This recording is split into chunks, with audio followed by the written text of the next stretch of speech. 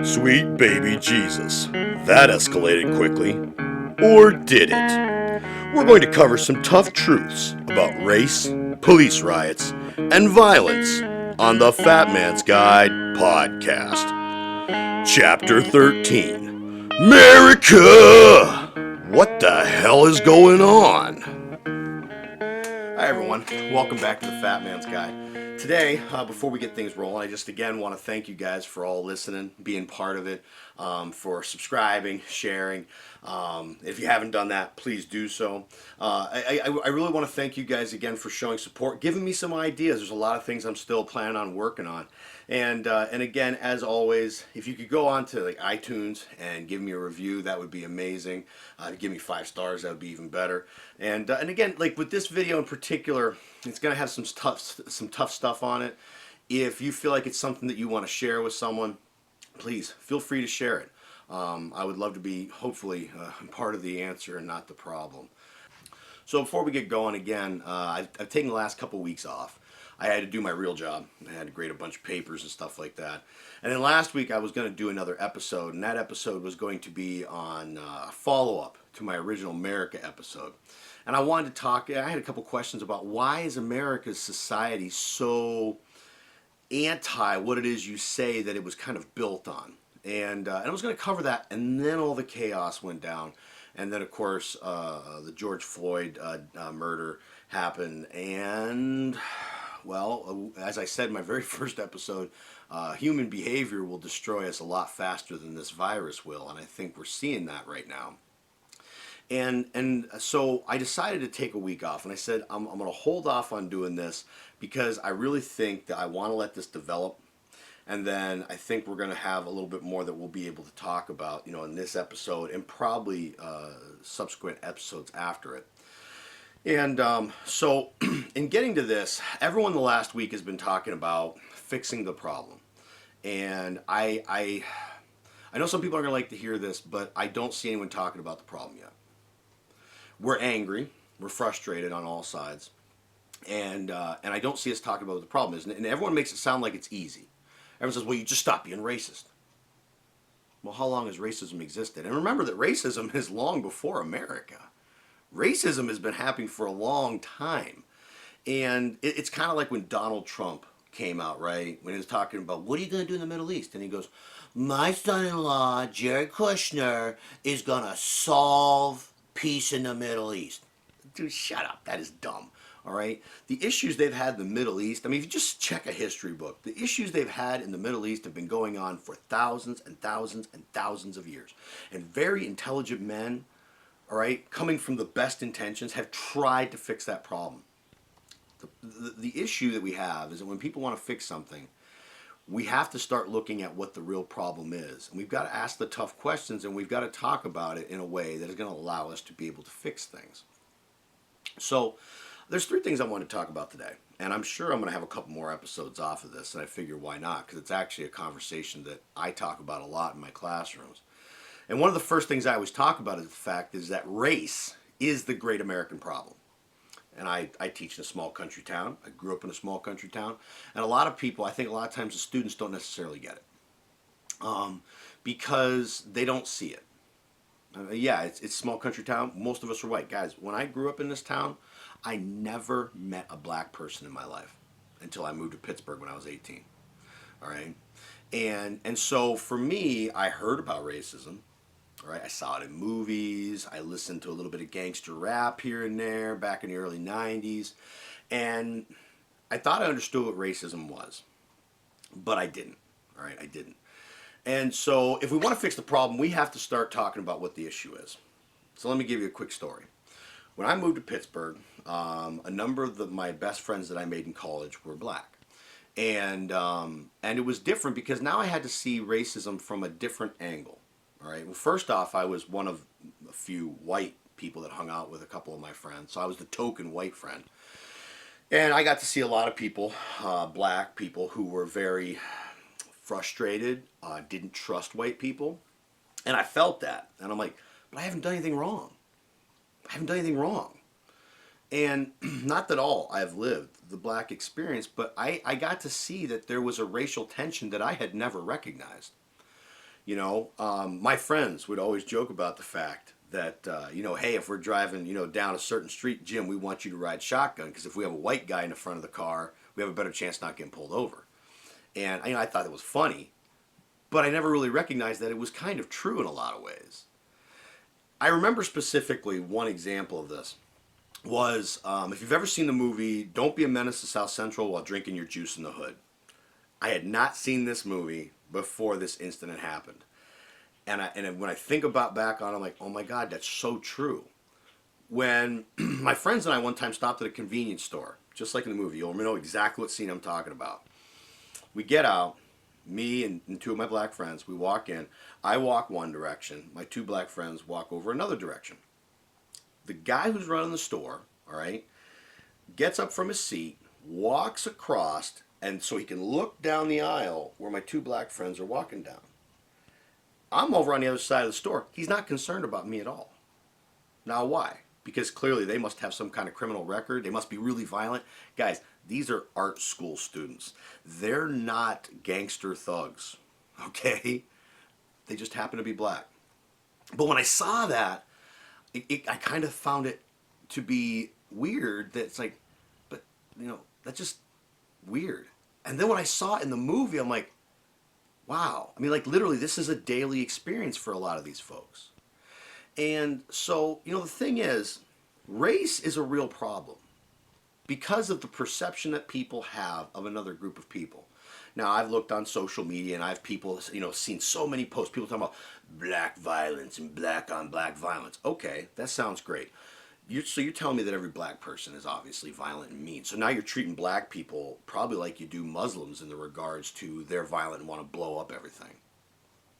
That's racism. That's ethnocentric behavior, all right? And on a lot of levels, tribalism, which we'll talk about later.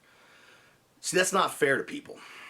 And when you have to exist like that, when you have to exist that someone is coming after you, that destroys you as a person. How many of you folks, again, I'm more so talking to probably white America, when you feel that someone is talking behind your back and is saying things that is hurting you, how many of you folks get super emotional? You throw fits, right?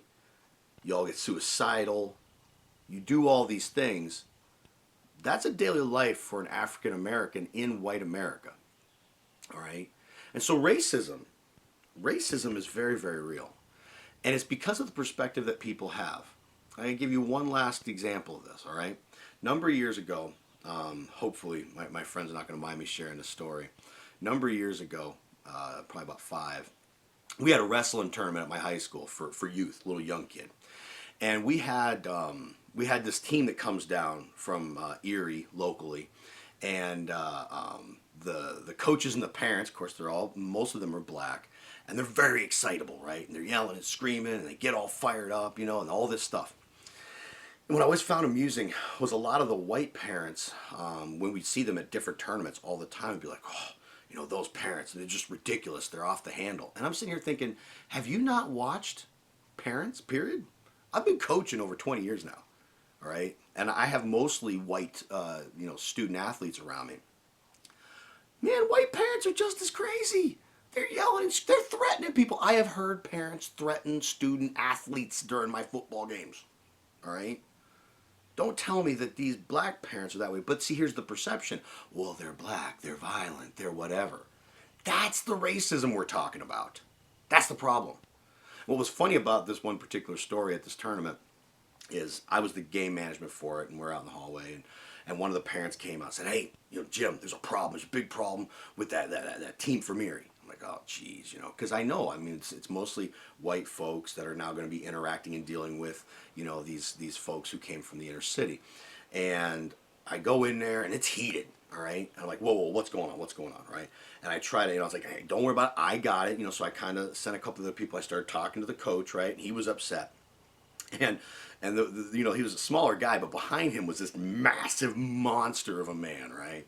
And he's about 6'4", and he was a lot. He was well over 300, probably 350 pounds. He's a big dude.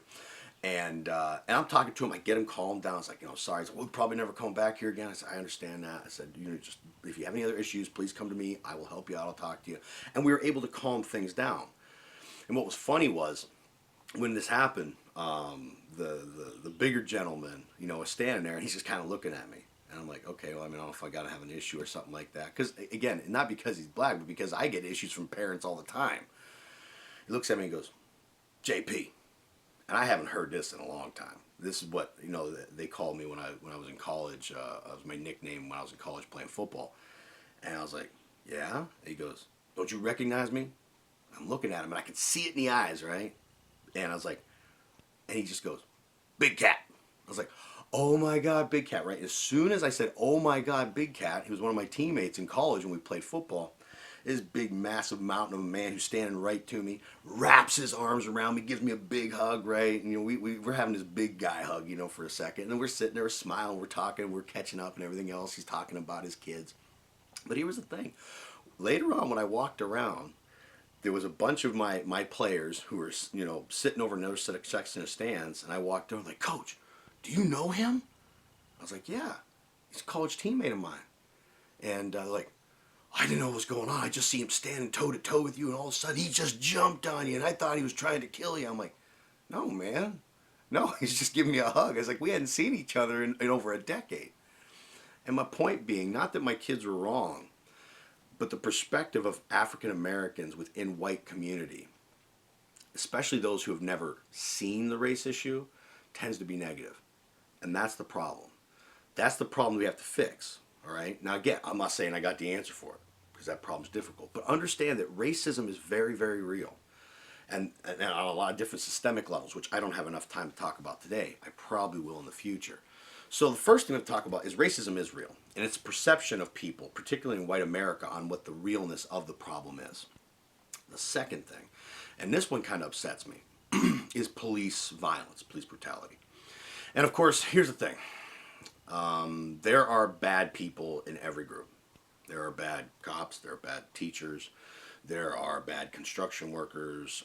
Hey, guess what? There are bad white people and there are bad black people. Here's the problem. The problem that we run into is that everyone wants to blame the police. They're all terrible. That's not fair. I have a bunch of friends who are in law enforcement who are phenomenal people who work their tail off to take care of folks. My little brother is in law enforcement, and he is a hard-working SOB who is always going to do things to the best of his ability to be right and just. There's a lot of really good cops, and I hear everyone saying, well, if you got 2 bad cops and you got 100 good cops and the 100 good cops don't step up, then you have 102 bad cops. And I get that. And there's a much deeper conversation there, because I would argue in society we do the exact same thing. That's why people don't report stuff that is bad that's going on. When people don't report child abuse, when people don't report these different things, there's a societal issue there that, again, I don't have time to talk about today. But one of the things I want to talk about is we have to accept what the real issue is. There is police brutality, police violence. Okay? So they're just bad. They're bad cops. Our problem is we're not talking about the problem. Why have we never talked about mental health for our police officers? They have, and I'm sorry, pardon my language, they have the shittiest job that there is. I mean, think about this. If you're a cop, the only people you tend to deal with are shitty people. Think about that. You don't like it when one person lies to you. Imagine if your job involved being lied to every single day. So now you've got these individuals, white and black, by the way, white and black, who they go to work every day. They get lied to. In a lot of places they get shot at. You do realize that there are people who have been in the police force. And now I want to make sure I understand here. It does not excuse the behavior. But there are people in our law enforcement who have seen more violence than most of our troops in the military. We worry about our troops in the military, not near enough, by the way, but we worry about our troops in the military and their mental health when they come back home after spending 3-4 years at war. They're committing suicide and they're struggling to put themselves back into society. And yet we have people on police forces and state troopers and stuff that have been around so much violence for not 2 or 3 years, but for 10, 15, 20 years. We don't talk about their mental health. Now, first off, in America, mental health is a joke. We talk about it, but we never try to help anyone with it. We just talk about it. But these police that are in these situations, they see only the worst in existence. And what kind of amazes me in looking social media, I don't think most of you realize that humanity sucks. It does. It's terrible. It's miserable. And these cops have to deal with it on a daily basis. And I think that if we really want to fix the problem, if you really want to fix the problem, don't take guns from cops, all right? Now, I'm not saying they need a tank. They don't need a tank. But try having law enforcement without the ability to stop someone. You take guns away. Okay, that's great. You take guns away. Let me explain to you what it's like in my world. So, teachers. We complain nonstop about bullying in schools now. Oh, bullying is so terrible.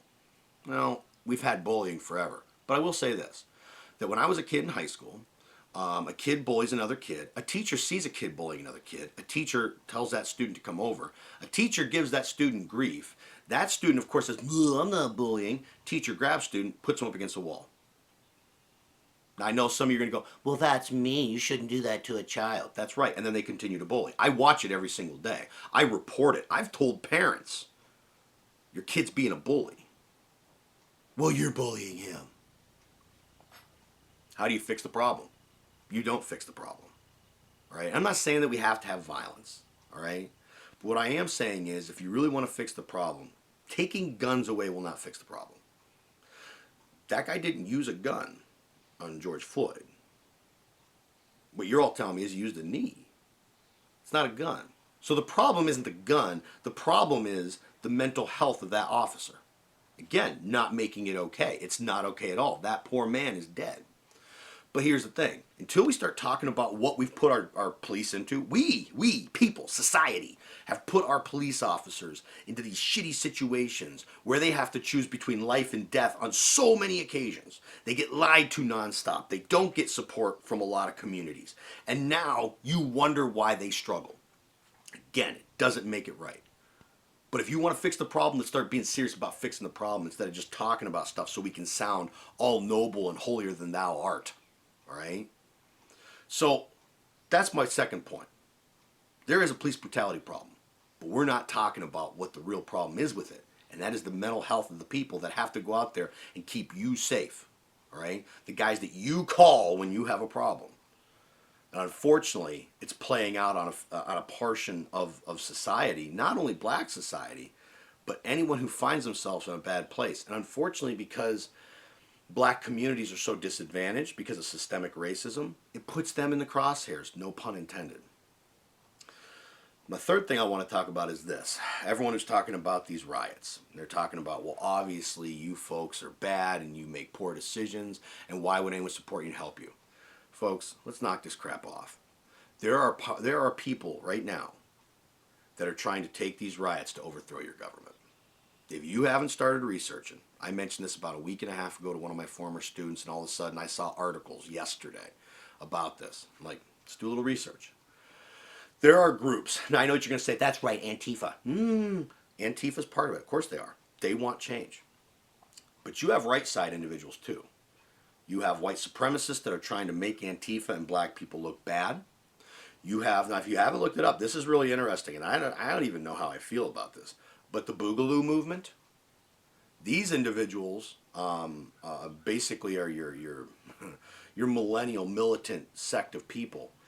These guys want to overthrow the system we have, period. And they're going to take advantage of this. They want to defend protesters. They want to set up situations where the rioting continues to increase so that they can force change, right? And before you go, are they right or left? They're really not. I mean, if you look at this group, you have white supremacists in the group that are working with gay people, gay, transgender, all these different people. And here's the thing. They all don't agree on anything. They agree on two things. Number one, we want to have our guns and be able to use them. Number two, we want to overthrow a tyrannical system. That's it. That's it. And trust me, they are going to take advantage of this situation to be able to do it. Because it's the perfect situation at the perfect time. I mean, think about this. When I made that very first episode of the Fat Man's Guide podcast, I talked about the human menace. You guys who've been listening to all these, you'll remember it. This is the moment that was in my mind. I knew this 2.5 months ago.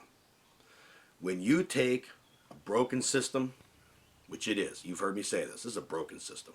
It's corrupt as hell. And you take a broken people who've been trapped inside for 2-3 months, you're sitting there at 20% unemployment, all right? You have a government in some places that's overstepping its bounds, all right? To be able to utilize it as a power grab. You have politicians who are basically playing political games while trying to help the people. Bullcrap, you're not, all right? So you have a broken system with broken people, all right? You have a pandemic. Basically, all of us just spent 3 months figuring out that probably half of what we thought was important in life was really worthless. It was really dumb. We then started dividing people, all right? You know, let's look back a month ago. We have protests with guns in government buildings where we're talking about you got to let everyone free. You got to let us out of our houses. And if anyone were to show up with guns at half these other riots right now, there'd be problems, right? So now we got this divide of people. And so we've got this system that is an absolute tinderbox for this type of moment. For that moment when individuals are going to be able to strive to do something to change the nation they're in. And so I want you to understand when you start looking at these riots, don't sit here and start going, all those black people. It's not the black. No. Now, are you going to sit there and say, well, yeah, I see black people looting a Target? Well, of course you do. All right? Because human beings suck. And those people who did that, they suck. All right? Just as much as any white person would suck if they decided to steal someone's property. But again, in situations where people feel hopeless, that's what happens. They don't care anymore. And you may not think it's right. Well, you should care. Well, put yourself in the same spot. We just had people freaking out because they couldn't get out of their house for 2 months, right? We should be able to do this. We should be able to do that. Now, trust me, I know some of it was about work, and that situation sucks because people got to be able to find a way to get paid. But at the end of the day, we as human beings naturally flip out. And that's what I was saying in the very first episode of the Fat Man's Guide podcast. That the human condition is always going to end up putting us in a spot where we're going to do stuff that we know we probably shouldn't do. But because we're angry, we will. So the thing is, guys, as we get into this, if we want to fix the problem, we have to recognize 3 things about the situation we're in right now. 3 things for sure, okay? That we can just start off with. I haven't got into your president. I haven't gotten into the political system. I haven't gotten into systemic racism as a whole. Maybe that's another episode. If you guys wanted that, hey, throw a comment down below and let me know. And I would love to do that. But the truth is, we have to acknowledge that racism is real. We have to acknowledge that most people don't understand it because 13% of our population is African American. Most white America truly doesn't understand it. And that's why there's a lot of white Americans starting to wake up to realize that there is an issue. Now, how each of us handle it, that's different, all right? Number 1, you got to understand racism is real, period. Number 2, we do have a cop brutality problem. But none of you are talking about how to fix it. And all you're saying is, well, let's take away the guns. Look, if someone wants to be violent, they don't need a gun. Instead, I want to talk about the stuff that we're putting our cops through, which create the mental health crisis that is causing this. Because that's where we need to start working, and we're not doing it. And part 3 is when we sit here and we talk about these riots, look, it's your First Amendment right to be able to protest. Now, I'm not saying the looting is garbage. But their ability to protest is absolutely their First Amendment right. You want to talk about the Constitution? You better allow that. And I know the argument I get from people is, well, you know what?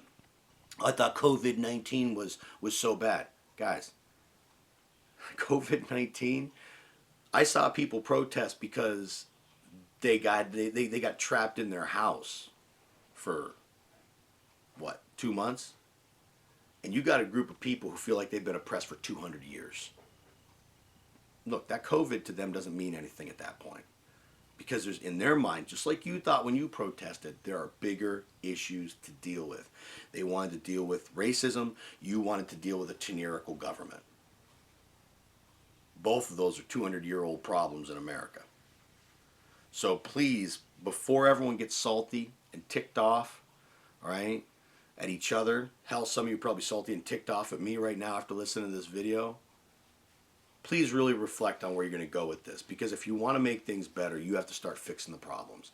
Before you can fix the problems, you got to start finding out what the real problem is. So guys, hey, thanks for listening. I hope I didn't make y'all hate me too much, but I thought that those are real truths that need to be talked about. Please, if you got any thoughts you want to share, please put them down in the comments below. I would love to be able to respond, but also, if there's more episodes that I can make about stuff, I would definitely want to do that.